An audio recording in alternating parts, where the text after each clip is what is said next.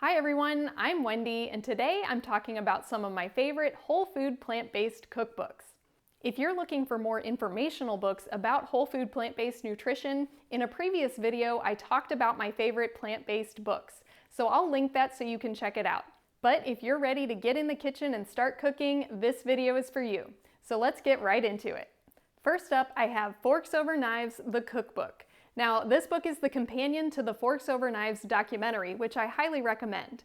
And I think this is a great cookbook for anyone starting out or even someone who doesn't know how to cook at all. The book has lots of information about what kinds of kitchen gadgets you need, how to stock your pantry, and this is an oil-free cookbook, so it gives you tips for how to cook oil-free if that's something that's important to you.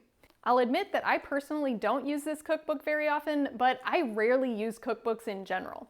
But I definitely think this is a great reference cookbook for those just getting started.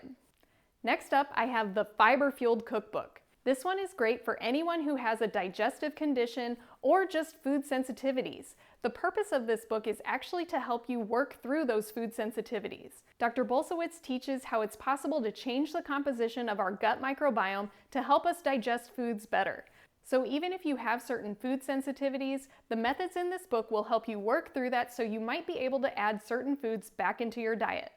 Next, I have the 30-Day Alzheimer's Solution by Dean and Aisha Sherzai.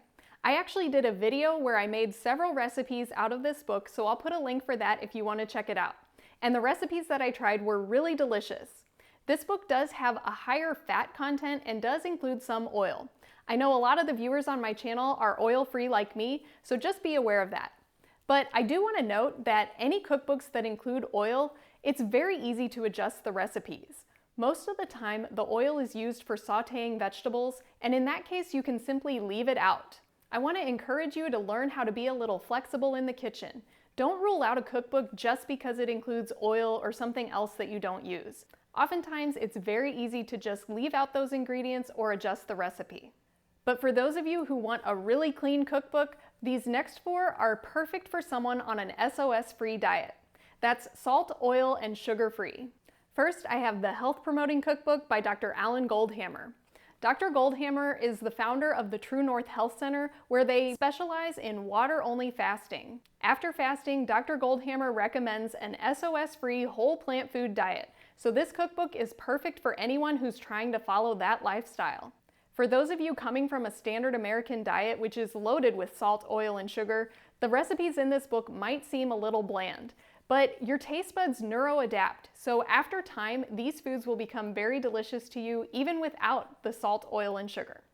The same goes for my next two recommendations, Bravo and Bravo Express by Chef Bravo, who is the executive chef at the True North Health Center. Again, both of these are SOS-free, and Chef Bravo teaches you how to layer flavors to get the maximum amount of flavor out of these whole natural foods.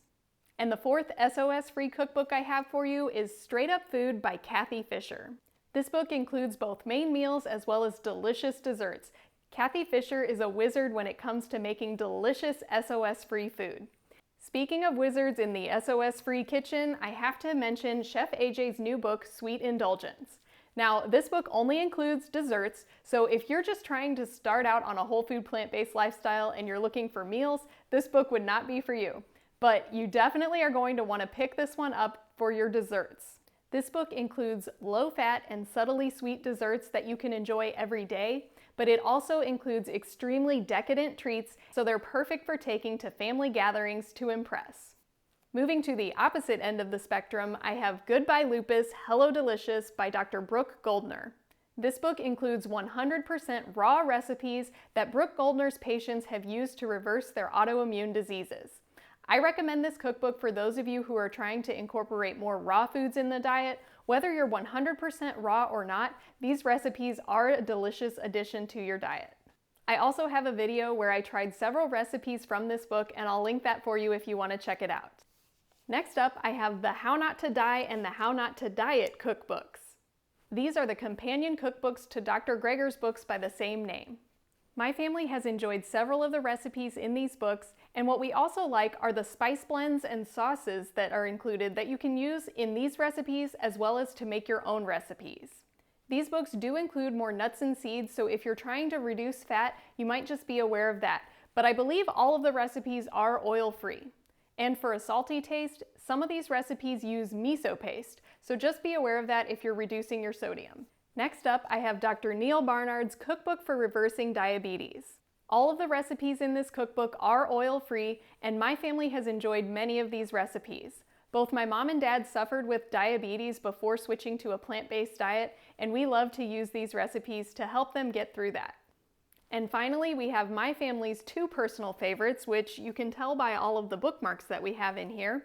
We have the Prevent and Reverse Heart Disease Cookbook by Jane and Ann Esselstyn, as well as the Engine 2 Cookbook by Rip and Jane Esselstyn. The recipes in these books are delicious, and they're all oil-free, but they do include some higher sodium foods like tamari, as well as maple syrup, which are things that my family tries to minimize. So sometimes we'll adjust the recipes. If it uses tamari, we'll just cut back on the amount, and if it uses maple syrup, we usually swap it with date syrup. So this just goes back to what I was saying earlier. Don't give up on a cookbook just because it includes one or another thing that you don't like to include in your diet. Usually you can find a way to swap it or just slightly adjust the recipe to make it work for you. Of course, there are so many vegan and plant-based cookbooks out there, but these are just some of my favorites that focus on a whole food plant-based diet. Let me know in the comments if you have questions, and what cookbooks do you love? Did I leave out your favorite? Let me know below. Thanks for watching, and I hope to see you next time.